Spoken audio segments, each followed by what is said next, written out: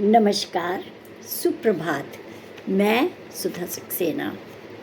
जीवन एक राह है और हम सब जीवन की राह पर चलते हुए एक पथिक हैं और इसीलिए कहते हैं कि जीवन चलने का नाम है।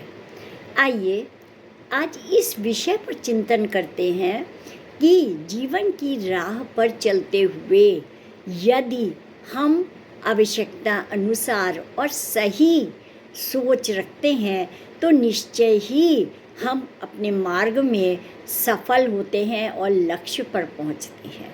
तो आज का विषय है सार्थक चिंतन। हम और आप जीवन के पथिक हैं। हम आप एक व्यवस्था का पालन करते हैं। हमें हमारे और आपके पूर्वजों ने हमें आपको बहुत कुछ दिया है। प्रेम का प्रतीक, मर्यादा का प्रतीक, ईश्वर का प्रतीक, मन का प्रतीक आदि सब प्रतीक के रूप में हम सबके पास है। कहीं मर्यादा पुरुषोत्तम श्री राम है तो कहीं लीला प्रधान श्री कृष्ण हैं। इसके पहले भी बहुत से लोग हुए जो अपनी अपनी लीला करके चले गए और आज भी बहुत से लोग हैं जो अपनी अपनी लीलाएं कर रहे हैं और उन लीलाओं से आगे आने वाली पीढ़ी या हम सब अपने पूर्वजों से बहुत कुछ सीखते हैं और उसके द्वारा ही, उन कार्यों के द्वारा ही हम सार्थक चिंतन करने में सफल होते हैं। आपको, हम सबको ये अब जो पूर्वज हमारे कर गए हैं वो लीला नहीं दिखाई देती, लेकिन उसका प्रभाव दिखाई देता है, उसके परिणाम दिखाई देते हैं। क्यों? क्योंकि वो हमने उस समय एक तो हम थे नहीं और आज जो लोग अच्छे कार्य कर रहे हैं उनको हम समझ नहीं पाते, उनको हम देख नहीं पाते और भ्रमित होकर के यहाँ वहाँ पूछने जाते हैं या हम जानकारी तो लेना चाहते हैं लेकिन उसका सही रूप नहीं समझ पाते। और यही कारण है कि जो लोग अच्छे कार्य कर रहे हैं उन कार्यों के गूढ़ में, उसके अंतर में क्या है, हम उसे समझ नहीं पाते हैं। यदि हम सबको अपनी साधना पर विश्वास हो, आस्था हो और हम यदि उनके उस कार्य को समझें कि उन्होंने किस कारण से वो अच्छे कार्य किए या उसका परिणाम अच्छा क्यों है, ईर्ष्या या द्वेष ना रखें और समझदारी से उसको समझें तो निश्चित रूप से हम सब उन कार्यों को समझ पाएंगे। प्रकृति सोचती है कि यदि सभी मनुष्य बुद्धिमान हो जाएं तो फिर यह चंचलता नहीं रहेगी। बुद्धि तो चंचल है लेकिन मन नहीं है। मन बुद्धि से चंचल नहीं है, बुद्धि मन से ज़्यादा शक्तिशाली है। आपके मन में जब भी कोई विचलन आता है तो उस समय आपका मन नहीं होता बल्कि उसका कारण आपकी बुद्धि होती है। दरअसल बुद्धि हमेशा चिंतन करने में मन से ज़्यादा सक्रिय होती है और यह आपके अधीन नहीं है, यह आपके भीतर है लेकिन बाहर किसी की अधीरता को स्वीकार नहीं करती।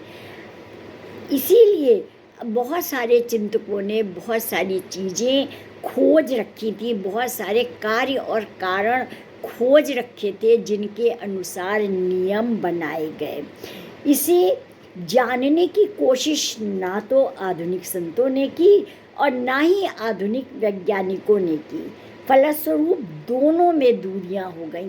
तात्पर्य ये है कि विज्ञान और आध्यात्म है एक ही चीज़। विज्ञान जो है वह किसी भी कार्य के कारण को तोड़ तोड़ के देखता है, माने बिखरा देता है कि क्यों ऐसा हुआ, और आध्यात्म जो है वो उन कारणों को जोड़ के देखता है और हमें आंतरिक स्तर पर ले जाने का प्रयास करता है।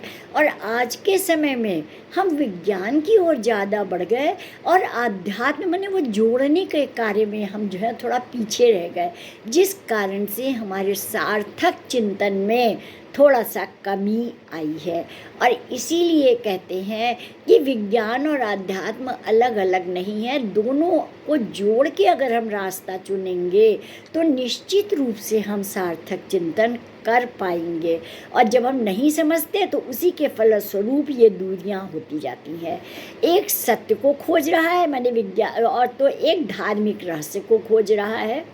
एक आत्मीयता की खोज विज्ञान के माध्यम से करना चाहता है, तो दूसरा अपने शरीर मन बुद्धि से परे जाकर ध्यान की गहराई पर उतरना चाहता है। दोनों में कोई साम्य नहीं है, हमें ऐसा लगता है, लेकिन अगर आंतरिक रूप से देखें समझे तो उसमें साम्य है। वह स्वयं को भगवत सत्ता से जोड़ने की कोशिश करता है। और भारतीय दर्शन का यही प्रयास रहा है कि हम अपने मन को, अंतरात्मा को भगवत गीता, भगवत सत्ता से जोड़ने का प्रयास करते हैं। हम आपकी ज़रूरत नहीं, आप हमारी ज़रूरत हैं। इसीलिए हम सबको अपने महत्व को समझना पड़ेगा कि हम कौन हैं। अर्थात कि आप हमारी ज़रूरत है का तात्पर्य यह है कि सब एक दूसरे के लिए ज़रूरत, सबको एक दूसरे की ज़रूरत है। सामंजस्य से ही यह सृष्टि चलती है और सदैव चलेगी। और प्रकृति का सहयोग और प्रकृति से सामंजस्य हमें स्थापित करना ही होगा। और यही सार्थक चिंतन है। यदि हम भगवत प्राप्ति चाहते हैं या सृष्टि को समुचित रूप से चलाना चाहते हैं तो हमें सृष्टि से सामंजस्य, प्रकृति से सामंजस्य, आपस में सामंजस्य स्थापित करना होगा। तो आज इतना ही। आप सबको यदि मेरी चर्चा अच्छी लगती हो तो मेरे चैनल को आगे बढ़ाइए। धन्यवाद। नमस्कार।